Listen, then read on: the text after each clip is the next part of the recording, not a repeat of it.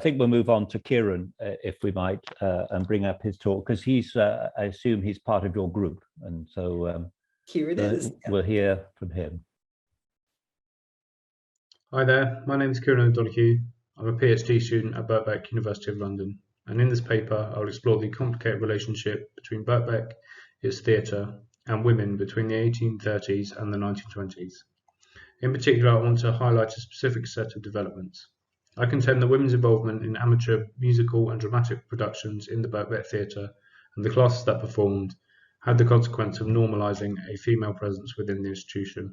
By the turn of the century, this normalisation enabled women to begin breaking down barriers within the institution proper, with the support of male students, and seize the opportunities previously only offered to men. This took place in three main phases. The first was between the 1830s and 1866, when the institution was deep in financial crisis. During these years, it is undeniable that the inclusion of women, limited as it was, allowed the institution to keep its doors open long enough for capable leadership to take over and guide the institution back towards financial solvency.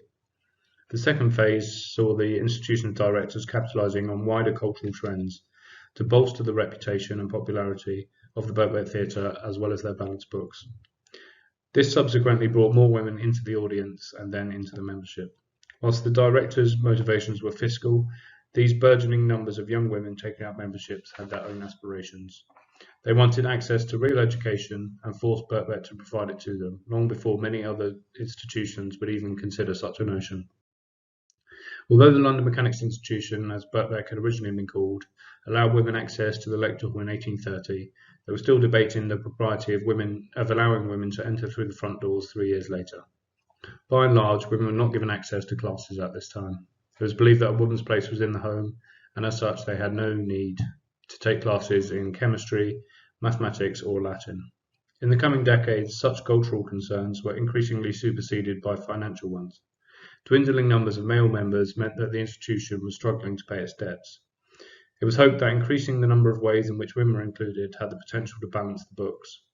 As such, by the 1850s, women were actively encouraged to come to the theatre and given concessionary rates. Buying tickets to only a few performances per term would have been more costly than a membership fee, and so women had begun taking out memberships in greater numbers too, also at a discount. For there to be any real incentive, however, the institution had to provide something additional for women to make memberships more attractive, other than just the library and the theatre. So women were given access to limited classes, but only to ones that was considered proper for a lady to learn. By the 1850s, women could therefore be found only in the musical and elocutionary classes. This was the start of a pivotal trend whereby women moved from the theatre's audience into the institution's classes. Crucially, it was actively encouraged by the institution itself. The reason for this was that these classes, and musical classes in particular, were designed to bring in more money and thus subsidise the educational work of the institution. Not only did they require tutees to have a paid membership to attend, but each student also had to provide an extra class fee for the privilege. Moreover, these classes performed regularly in the theatre. There were normally concerts twice a term, one given by the instrumental classes and another by members studying vocal music. Additionally, there was a quarterly performance of a play by the elocution class.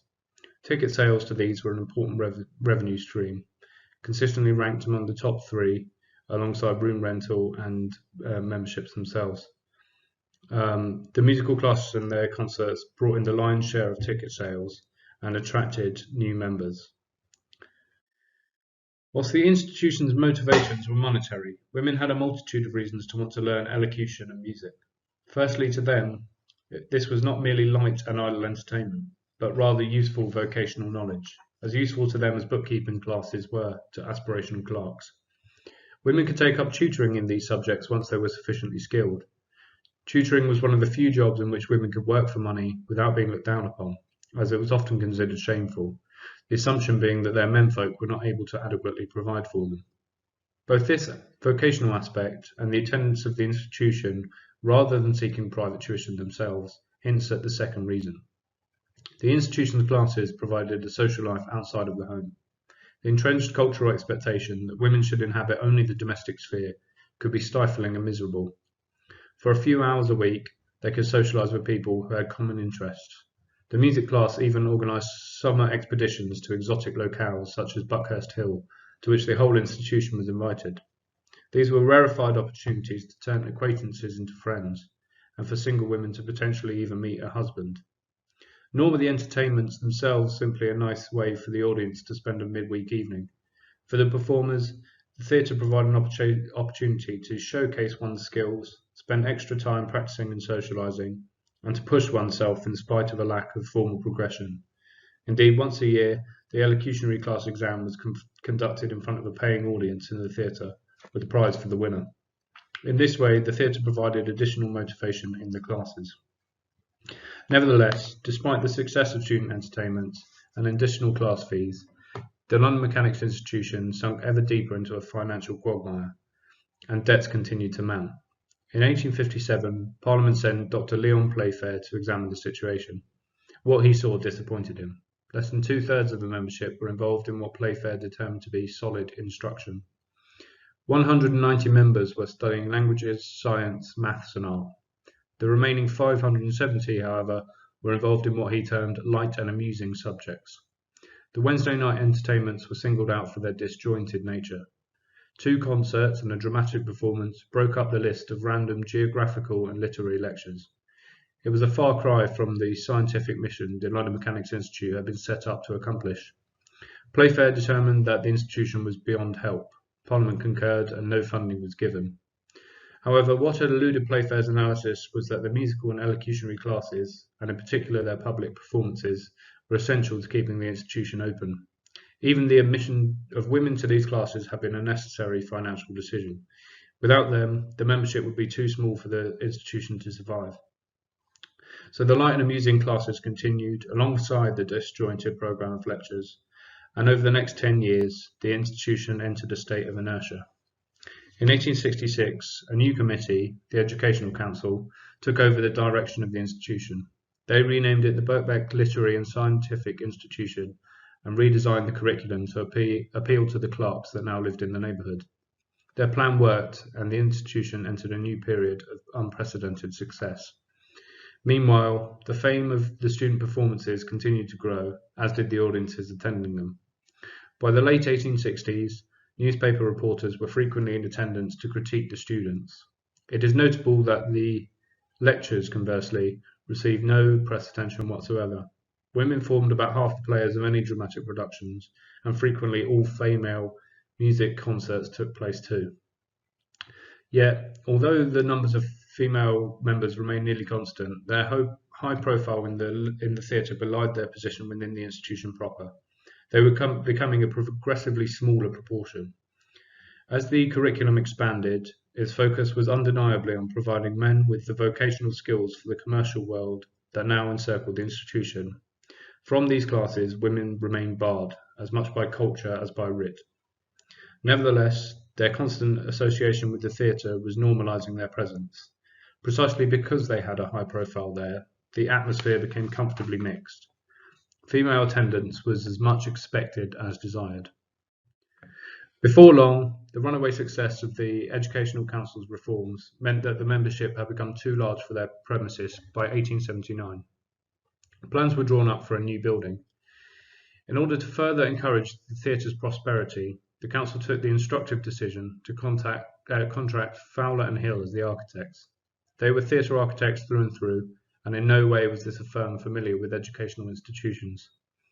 Both the council and the architects sought to capitalise on general trends that were redefining the place of the theatre in British culture. At the beginning of the century, theatres were infamous for their substandard entertainment, rowdy crowds, and as a backdrop for salacious acts. Whilst this was still true of the music hall, new, smaller theatres were being established all over London. These filled a gap in the market for theatres that would appeal to middle-class sensibilities. Each was tastefully decorated, comfortable, and put on entertainment that respectable people could enjoy without being morally corrupted. Fowler and Hill had designed no less than 3 such theatres in the past decade, and had won the commission for the National Opera House on the Thames Embankment, a beautiful edifice that unfortunately never was. Fowler and Hill therefore had a deep understanding of what constituted the new breed of respectable theatre, and how to make one a reality for Birkbeck. Once completed in 1885, this formed the principal feature of the building. The seats were padded and comfortable, the decoration tasteful.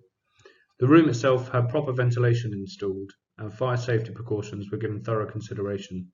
The performances themselves were also improved by practical measures. There was ample room for a pit, and so that now dramatic performances could be accompanied by music. The stage was much deeper, so that scenery could finally be incorporated. In short, it met every middle-class expectation for what a theatre should be. After the new theatre was completed, there was a rapid growth in female membership. This can be explained primarily by a cultural shift that allowed women more freedom in the public sphere, and which resulted in young single women being able to venture out of the home unchaperoned by men. Theatres were becoming part of a new, heterosocial and sober consumer culture, encapsulated in the rise of tea rooms and department stores, which sought to actively encourage female participation as consumers. Birkbeck's theatre was suitably reputable, and as such was a venue that women could attend without men if they so desired. This was particularly true for the women of Holborn, as Birkbeck's theatre was local. Its positive reputation, which the institution's directors had sought to capitalise on and enhance further with the creation of the new theatre, ensured male guardians took a more relaxed approach to young women attending its theatre. Once again, this led to the pattern that had held for decades to be repeated. Those wanting to attend the theatre regularly took out memberships. What is interesting, however, is the fact that after the new theatre was built, the numbers of female members started to rise for the first time in decades. It is my position that this was the result of the newfound freedom for a broader range of women, such as single young ladies. There had previously been a greater level of patriarchal control over unmarried women, but cultural spaces such as Birkbeck were testing the limits of this. The question of impropriety surrounding mixed classes at Birkbeck had been utterly eroded, not only by the unique process of normalisation that had occurred because of the theatre, but also through the rise of respectable and heterosocial public places. Once the numbers of women who had memberships increased, they began to exert a greater amount of pressure on the administration of the institution to allow them equal access to classes. On rare occasions, women could be found in the optics classes, learning mathematics and practicing their advanced Latin. Yet they were a minority and still disbarred from electing new governors and members of committees. It was one last external change that would turn this trickle into a flood. The Education Act of 1880. This made it compulsory for young girls between the ages of 5 and 10 to be given a rudimentary education. Naturally, some of these girls wanted to continue this education. It is no coincidence, therefore, that Birkbeck allowed women to join the membership along the same lines as men for the first time in 1896. It was during this year that the first girls who had received their compulsory education would turn 21. Tellingly, 21 had always been the minimum age the institution allowed men to become full members. Women would now pay the same as men, but receive the same unfettered access to resources, classes, and institutional democracy for the first time, 66 years after first gaining access to the theatre. The contrast with other new centres of adult education springing up around the metropolis was stark. Institutions such as the People's Palace, now Queen Mary's, and the Polytechnic, Regent Street, now the University of Westminster, were still limiting women to segregated drawing rooms, dressmaking and cookery courses. Some, such as the Canning Town Institute, were still excluding women altogether. The reason for this difference lies in the high-profile presence women had had in the theatre for more than half a century on and off the stage, and thus also in the social life of the institution. The process of normalisation that was a direct, albeit unintended, consequence of this had allowed women to seek and obtain full access to the educational opportunities offered at Birkbeck, well ahead of the curve. In this way, they have forced the institution to become a trailblazer. To conclude, by actively encouraging women to come to the theatre, both on stage and in the stands for fiscal reasons, the London Mechanics Institution's leaders had unwittingly started a process of normalisation taking place over half a century, whereby women were always present in the social life of the institution. It followed that as they had become a financial necessity, women obtained a firm footing within the membership and were understood to be necessary for its survival.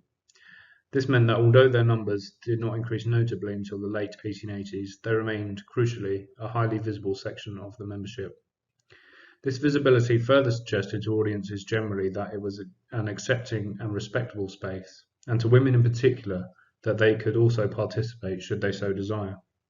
When theatres re-emerged onto the scene with reputable entertainment and atmospheres, and the chains of the domestic sphere started their long disintegration, greater numbers of women were able to come to the institution's theatre. Crucially, this included groups such as young single women.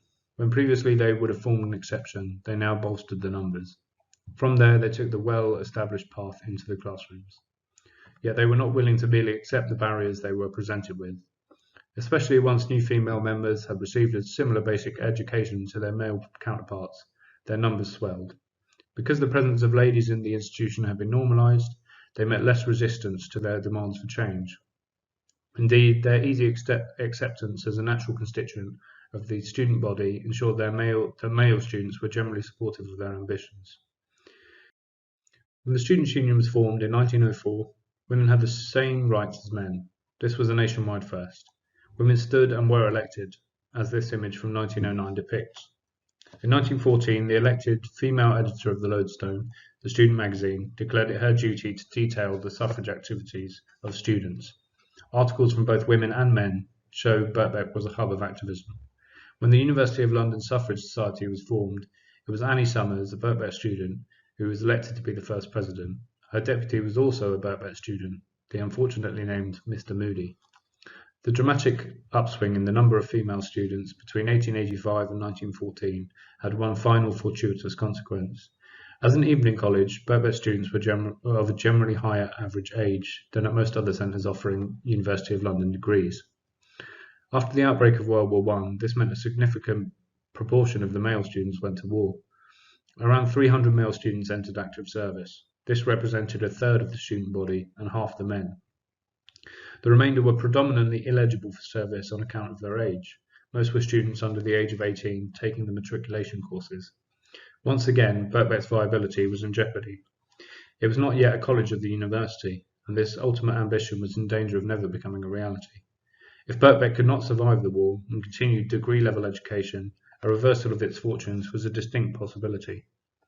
In 1916, the situation was worsened by the Military Service Act, which conscripted most men between the ages of 18 and 41. It was in this year that women for the first time outnumbered men at Birkbeck, and would do so for the rest of the war. Precisely because of the high numbers of female students, degree courses continued apace, and these women were hugely successful. Both the first science PhD and the first PhD awarded by the University of London full stop were awarded to Birkbeck ladies in 1921, who began their education during the war. Isabel Saw, a botanist, and Lillian Marjorie Penson, a historian respectively. And so, once again, as Cecil Delisle Burns, Birkbeck's philosophy lecturer and the first historian of the college, remarked 5 years after the war, the situation was saved by the women students. These achievements, and indeed all of these important developments in the first decades of the 20th century, were enabled primarily by the normalisation of a sizable and highly conspicuous female presence that had begun with a consistent association with the institution's theatre. Thank you very much for your time.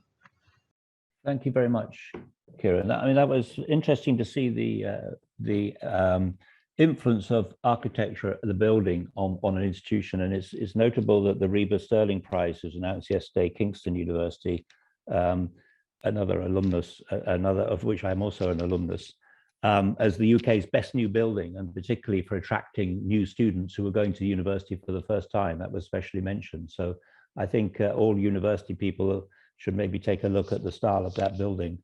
And also you point out the increase in women during the war. I think the same thing happened at Heriot-Watt, where they had been involved in the chemistry departments were turned over to manufacturing weapons or whatever, and a lot of women came into the chemistry sector around that time, or certainly the proportion of women increased dramatically at Heriot-Watt. So Karina has got a question. Karina, we're going to hear from later. Do you know about the class of women attending and participating from early music? Did it change over time, the classes that the women attended? Was it music and theatre early on, and then it changed over time? I think that's what Karina's asking. Yeah, so it began with, as Joanna pointed out, attendance in the lecture hall. Women were allowed to attend lectures, but not necessarily the class themselves. I'll answer the follow-up question in a second as well. So in the late 1930s, they still didn't have access, but by the sort of mid 1840s, women had access to the library as well as the theatre. So they were given slightly more benefits for their membership, which at this point was actually still nearly as expensive as the men at 5 shillings. So I guess so men paid 6 shillings a term, women were paying 5 shillings a term. So class background, I think it's safe to assume that most of them were working middle class, because just from the fees alone. But it's actually very difficult to get any gauge of that from the archival material, because obviously at this time socio-economic class depended on the provider of that family, so the husband or the father, and his profession. So I would say that if it was disreputable to work for money, then probably a lot of these women weren't working for money and paying for themselves. And at the LMI, not so much as places up north, but Manchester had a similar trajectory where the development of industry led to a development of the service industry, including clerks and things to administer these growing companies. So they were more than likely to be middle class, as were the men. So in terms of the classes they were attending, from the 40s, they were able to. I'll come back to that one as well. So they were doing. Sorry, I'm going to close the chat. It's distracting me. Yeah, right. So from the 40s, they were then given access to musical and elocutionary classes, and basically the idea behind that was specifically to try and encourage women. So they dropped the fees to 3 shillings a term, and so they were given access to these classes because there was sort of a classes that you might see mixed elsewhere as well. So whereas other places were doing sort of separate classes, these were mixed. So you might get men and women singing together in church. So doing it at the institution is not that much different. So what you see over time is this sort of development. In 1866 was the first time that you got a mixed class that wasn't musical or elocutionary, and that was the discussion class, so like a debate class. Again, nothing to be too strenuous on these women was the idea behind it. But it's later when women are made full members, which they are agitating for, men are supporting them. That's when the point that they start getting a lot more access. So in the late 1870s, you've got rare occasions where people are doing things like ladies are doing the optics class or mathematics or learning Latin, but it's sort of 1 or 2 in a class of 40 people. So it's only after they get full membership rights that they're able to. Ciaran, I'm going to have to stop you there because we've gone over and we used up. You had quite a full time for your talk, and then yes, obviously generating quite a few questions. But I suggest you answer them in the chat, and no worries. If Gavin could pick up the next talk, we'll move on.